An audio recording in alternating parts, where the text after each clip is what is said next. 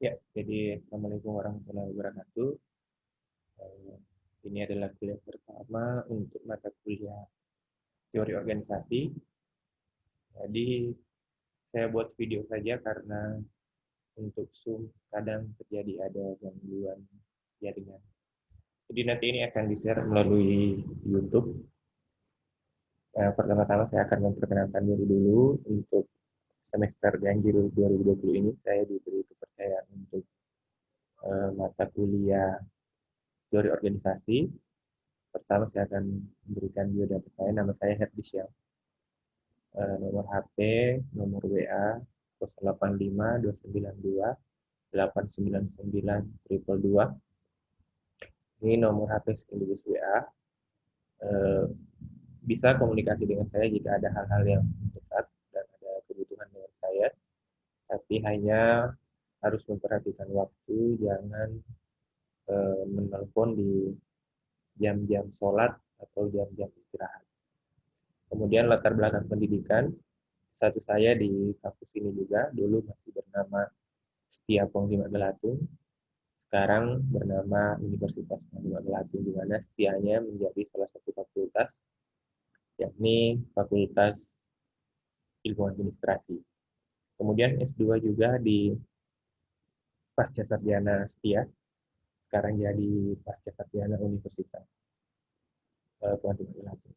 Jadi 2010 saya selesai S1, 2013 saya selesai S2. Setelah kuliah S1 selesai, saya bekerja di Bank Danamon itu antara tahun 2011 sampai dengan 2016. Jadi sambil kuliah S2, saya juga bekerja di Bank Danamon Cabang Seka. Kemudian setelah selesai S2, saya juga bergabung di Lulus Tiah Pandu Agalatu sejak tahun 2015. Jadi saya sempat bekerja sambil kuliah dan sempat menjalani dua pekerjaan, kurang lebih 1 tahun. Saya eh, bekerja sebagai pegawai bank juga sekaligus sebagai dosen di setiap Pandeglang Belatung, sekarang Fakultas Ilmu Administrasi. Walaupun cukup berat ya, kerja sambil kuliah dan bekerja di dua tempat sekaligus, tapi saat bekerja sambil kuliah itu kadang di situ muncul kesadaran bahwa orang tua betul-betul eh, kesulitan mengumpulkan uang untuk kita untuk kuliah. Jadi di situ betul-betul saya rasakan bahwa ternyata mencari uang itu sulit, apalagi kalau kita sambil kuliah. Jadi di situ kita merasakan bagaimana orang tua berusaha untuk menyekolahkan kita.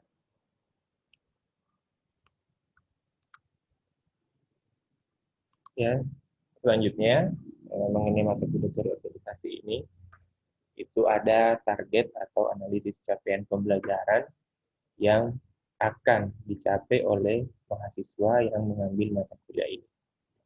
Yang pertama itu mengenai sikap, yakni ada target yaitu sikap mahasiswa itu mampu menghargai keanekaragaman.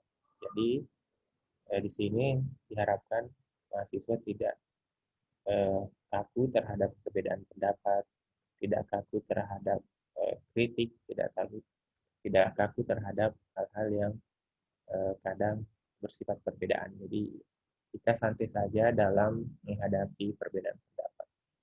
Begitu juga dalam berorganisasi. Jadi jangan sampai karena hanya berbeda pendapat, hanya karena berbeda pandangan kita bersikap yang eh, tidak menghargai perbedaan tersebut. Kemudian diharapkan mampu bekerja sama dalam bekerja. Tentu kalau organisasi pasti kita bicara kerjasama. Ada tanggung jawab, ada kemandirian, ada semangat juang, tidak mudah menyerah, dan ada jiwa-jiwa kewirausahaan. Jadi itu target yang ingin dicapai dalam hal sikap mahasiswa yang mengambil atau telah menyelesaikan nanti mata kuliah teori organisasi ini. Kemudian yang kedua mengenai eh, keterampilan umum. Jadi diharapkan mahasiswa mampu mengambil keputusan yang efektif. Nanti misalnya kalau sudah terjun ke organisasi atau bahkan sekarang sudah tergabung dalam organisasi-organisasi mahasiswa ya, kita kalau sudah pegang jabatan, misalnya pimpinan ataupun jabatan yang sudah memiliki tanggung jawab yang besar, maka kita diharapkan mampu mengambil keputusan yang tepat. Kemudian yang kedua, keterampilan umum yang diharapkan adalah mampu membangun jaringan.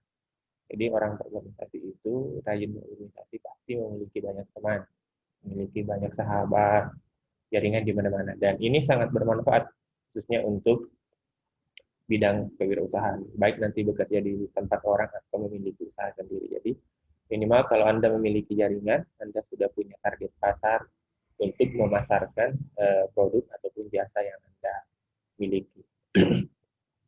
Kemudian target yang ketiga mengenai keterampilan khusus, ini sudah terkait dengan mata kuliahnya, yakni teori organisasi.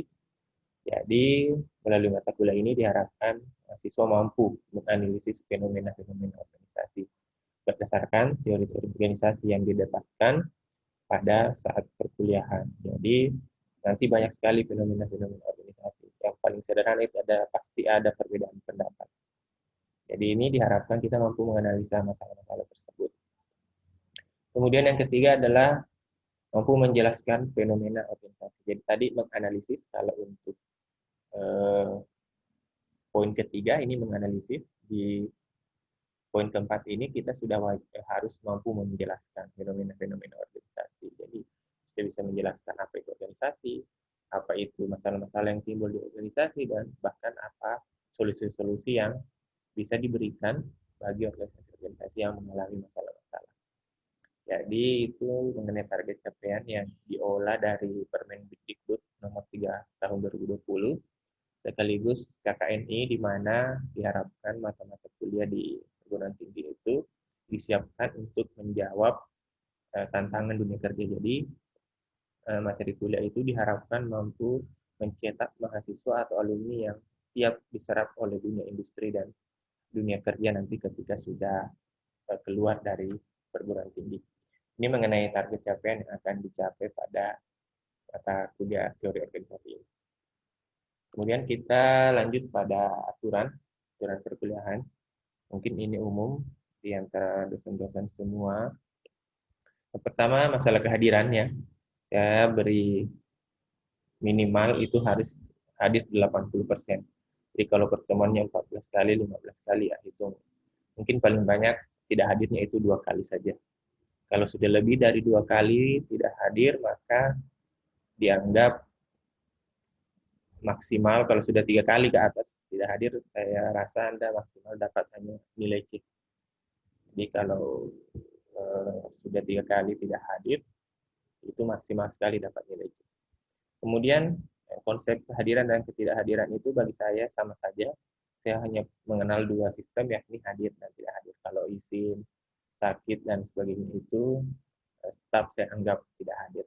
Kalaupun ada hal-hal yang bersifat sangat mendesak, urgent, seperti sakit, bisa, kalau memang betul-betul sakit, bisa dilampirkan dengan keterangan dokter. Jadi itu bisa saya bijaksanai. Kemudian untuk tugas, ini wajib 100%, karena kita masih menghadapi pandemi. Mungkin tugasnya nanti berupa dikirim saja ke email, atau berupa video. Nanti kita bahas mengenai teknis bagaimana tugas yang akan didapatkan mahasiswa di mata kuliah teori organisasi. Kemudian mengenai media pembelajaran ataupun perangkat pembelajaran, kita bisa banyak pilihan, ada Zoom, ada Google Classroom, ada YouTube, WA, dan blog. Nanti tergantung mana yang memungkinkan. Jadi kalau jaringan perangkat yang satu tidak memungkinkan, kita akan pindah menggunakan perangkat pembelajaran yang lain. Yang penting materinya tersampaikan. Jadi kemudian untuk keterlambatan, ini budaya yang sangat di Indonesia sangat kental. Jadi diharapkan kita mencoba untuk memperbaiki itu agar menjadi generasi yang disiplin. Jadi saya beri kebijaksanaan sampai maksimal terlambat itu 5 menit. Jadi kalau 5 menit join di Zoom atau di Google Classroom, ya saya anggap masih hadir. Tapi kalau lewat dari 5 menit, itu saya beri tanda terlambat. Kalau lewat lagi dari 10 menit, ya pasti ada tandanya lah di absen bahwa ini yang ini yang terlambat, ini yang sangat sangat terlambat. Itu mengenai aturan perkuliahan. Jadi mengingat pandemi ini di 2020, semester ganjil 2020 ini kita masih pakai kuliah daring. Jadi betul-betul kesadaran mahasiswa untuk belajar, kemandirian mahasiswa untuk belajar ini diharapkan. Jadi kalau cuma materi yang kami sampaikan secara daring ini, kami rasa tidak efektif kalau tidak dibarengi dengan keinginan atau motivasi mahasiswa untuk belajar. Kemudian kita lanjut sedikit materi mengenai teori organisasi sebagai perkenalan saja. Yang pertama kita bahas mengenai apa itu teori. Jadi kita sering mendengar mengenai teori, mungkin sejak zaman SD sudah pernah mendengar teori si A, teori si B, dan sebagainya. Teori itu yang paling klasik kita dengar itu mungkin mengenai teori Darwin, mengenai evolusi manusia dari berjalan merangkak, membungkuk, sampai berjalan tegak. Kemudian manusia katanya dulu mirip kera, kemudian berevolusi menjadi seperti sekarang ini. Ini teori yang sangat klasik dan sangat terkenal, tapi ini mendapat pertentangan dari kalangan agama maupun masyarakat logis, ya. Bukan saja ditentang oleh masyarakat agama, bahkan dari masyarakat yang berpikiran logis saja. Itu adalah salah satu teori yang mungkin sangat klasik. Ada juga teori mengenai motivasi Abraham Maslow. Ada juga teori mengenai motivasi kerja dari McGregor. Ada juga teori mengenai kelaparan massal. Ini ada beberapa teori-teori klasik yang sudah lama dan masih ada yang relevan, dan ada juga yang sudah mendapat tantangan dari pemikir-pemikir zaman sekarang. Kembali ke pengertian teori, yang pertama adalah teori adalah pendapat yang didasarkan pada penelitian dan penemuan, didukung oleh data dan argumentasi. Jadi, teori itu harus melalui proses penelitian dan penemuan. Jadi tidak boleh sekedar bilang, saya punya teori. Misalnya saya punya teori mengenai kemacetan. Tiba-tiba Anda bilang, teori kemacetan adalah ini. Tapi Anda tidak melakukan penelitian, hanya sekedar analisa, hanya sekedar narasi. Jadi, baru dikatakan teori ketika melalui proses penelitian, penemuan, dan data yang diambil dalam penelitian itu adalah data yang valid. Kemudian pengertian kedua mengenai teori adalah sebuah teori disusun sedemikian rupa sehingga memberikan makna yang fungsional terhadap serangkaian kejadian. Jadi, teori itu juga harus sistematis. Ada rangkaian yang mampu dimaknai oleh orang yang membacanya. Jadi, tidak boleh kabur. Jadi, betul-betul penjelasannya ini terangkai. Jadi, orang yang membaca langsung dapat mengerti. Misalnya, teori mengenai evolusi tadi, evolusi manusia. Dia menjelaskannya bahwa tahun sekian sampai tahun sekian manusia berevolusi dari bentuk berjalan merangkak, kemudian menjalan membungkuk. Kemudian setelah menjalan membungkuk, dia jalan tegak. Ada proses-proses kejadian yang dijelaskan dalam sebuah teori. Kemudian kita lanjut kepada fungsi dari teori itu.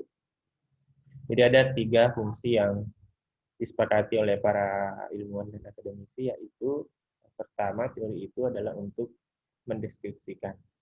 Jadi teori itu menjelaskan secara rinci, secara khusus sebuah fenomena yang atau serangkaian kejadian yang dijelaskan oleh teori tersebut. Kemudian yang kedua, menjelaskan. Jadi kadang kita menggunakan istilah deskripsi dan menjelaskan itu sama, tapi di dalam kamus itu kalau deskripsi itu lebih spesifik, kalau menjelaskan itu lebih umum. Jadi ada teori umumnya dulu, bahwa misalnya teori evolusi manusia adalah seperti ini. Kemudian ada deskripsinya yang lebih khusus, jadi menjelaskan itu secara umum dan mendeskripsikan itu secara khusus. Kemudian fungsi teori yang ketiga adalah memprediksi. Jadi tadi saya sebut salah satu teori yang memprediksi itu adalah mengenai teori kelaparan massal. Jadi menurut teori tersebut, di masa depan akan terjadi kelaparan massal, di mana jumlah lahan pertanian itu lebih sedikit dibanding jumlah masyarakat. Jadi lahan-lahan pertanian beralih fungsi menjadi perumahan, sehingga eh, sumber makanan ini berkurang sehingga mengakibatkan kelaparan massal. Itu menurut teori tersebut. Saya lupa nama yang mencetuskan teori tersebut. Walaupun sampai sekarang mungkin yang menyebabkan kelaparan itu cenderung bukan karena lahan, tapi biasa karena ada perang, ada konflik horizontal dan sebagainya. Jadi itu pengertian dari teori. Jadi tidak boleh orang menyebutkan bahwa teori muji. Yang namanya teori itu pasti melalui proses penelitian, penemuan, dan didukung oleh data yang valid. Kalau di Indonesia itu yang terkenal adalah Pak Habibie, mantan presidennya. Dia punya teori mengenai campuran besi yang paling stabil dan paling kuat untuk, dia kuat sekaligus stabil untuk sayap pesawat. Jadi dijuluki teori crack. Jadi Pak Habibie itu dijuluki Mr. Crack karena dia menemukan teori campuran besi yang kuat sekaligus stabil untuk pesawat terbang. Jadi kalau ada yang mau pakai itu teori, harus dia bayar royaltinya kepada Pak Habibie. Jadi teori ini seperti hak cipta ya. Karena lihat kasus Ruben Onsu dengan pemilik ayam ayam geprek Bensu. Ternyata nama Bensu itu sudah dipakai oleh orang sebelumnya. Tiba-tiba Ruben juga menggunakan nama tersebut sehingga dia dituntut di pengadilan dan ternyata Ruben Onsu kalah.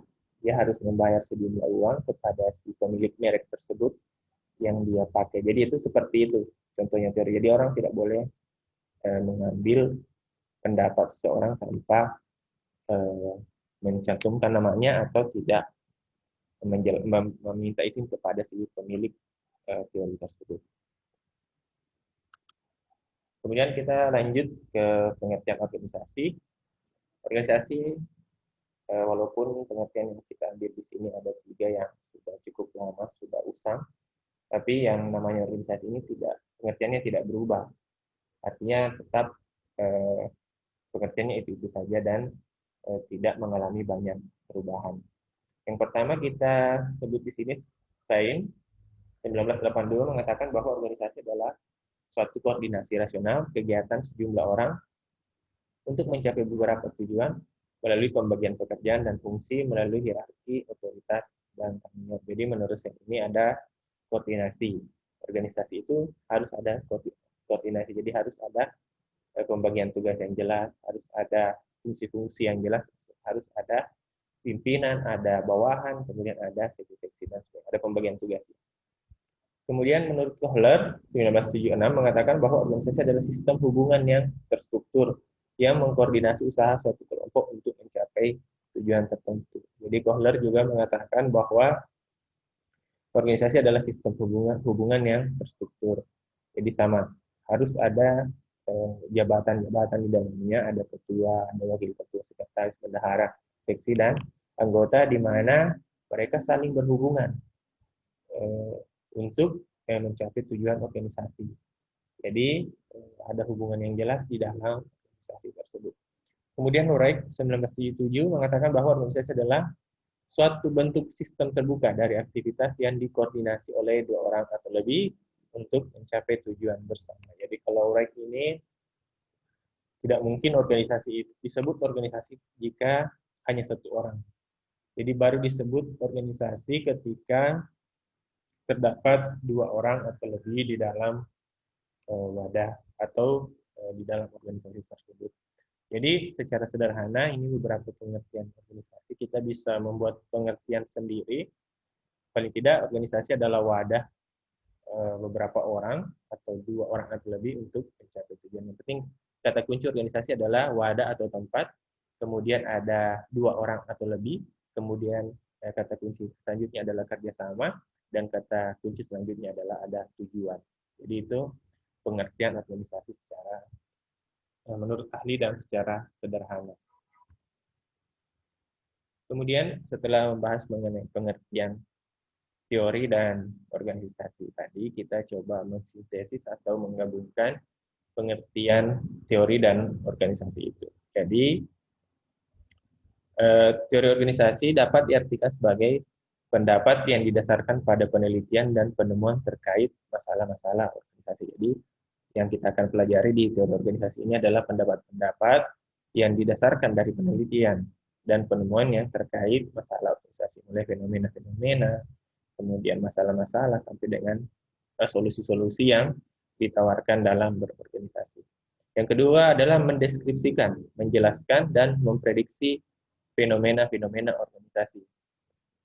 Jadi, dalam pelajaran teori organisasi ini, dalam mata kuliah teori organisasi ini, kita akan mendeskripsikan, menjelaskan, dan memprediksi fenomena-fenomena organisasi. Jadi, kalau nanti misalnya sudah tergabung di dalam organisasi internal kampus ataupun eksternal kampus, pasti sudah bisa menjelaskan apa sih itu organisasi, apa sih fenomena-fenomena yang terjadi di dalam organisasi, dan apa sih tujuan organisasi itu.